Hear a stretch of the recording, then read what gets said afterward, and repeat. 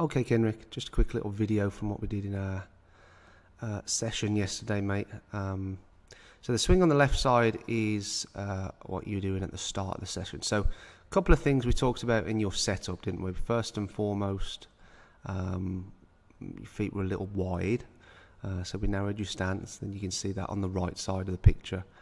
The other thing we did that we talked about, and I'll do this in a green line, was your amount of tilt at the start, right?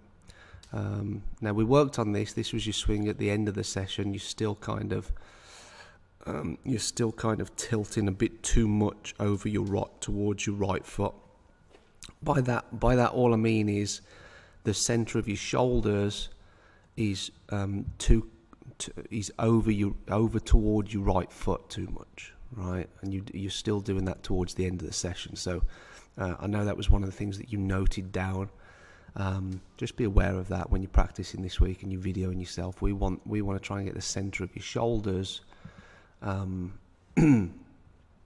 We want to try and get the center of your shoulders in the middle of your stance, and the tilt comes from just bumping your lower body closer to your left foot, right? So we know that, the thing that we're working on is you falling back on your right foot.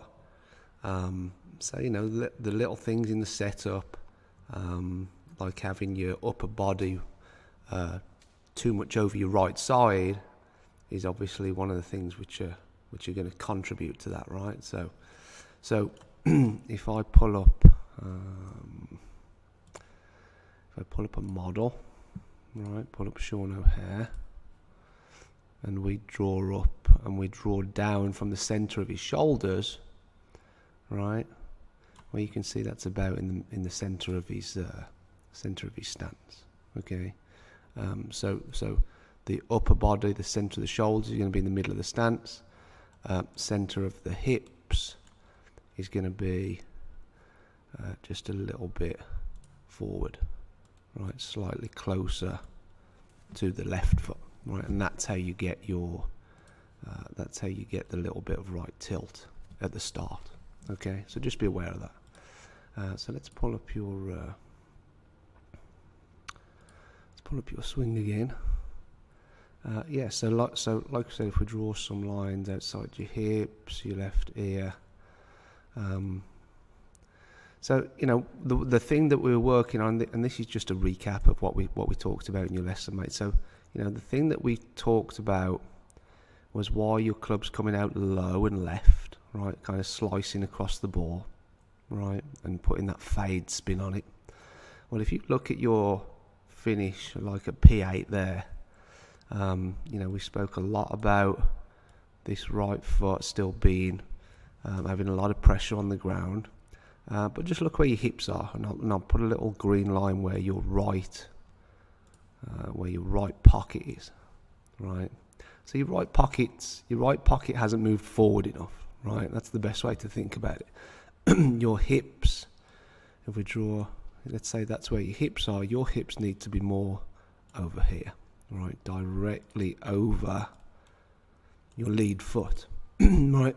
So we worked hard on that, and then towards the end of the session, you're starting to look like that, right. So you look at the red line outside your left hip, and you look at just how much more forward you're moving now, and then your right pocket ends up somewhere over here, right.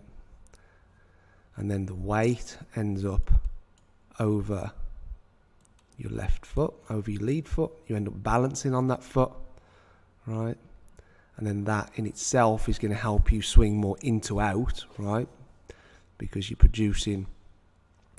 hips are moving forward, right? So you're going to be able to get more back bend. You're also going to be able to get more right tilt, right?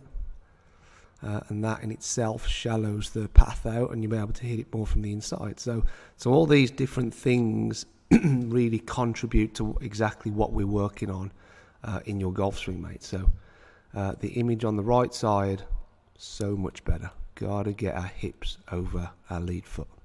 All right, mate, practice that, and I'll see you for your lesson next week. Cheers.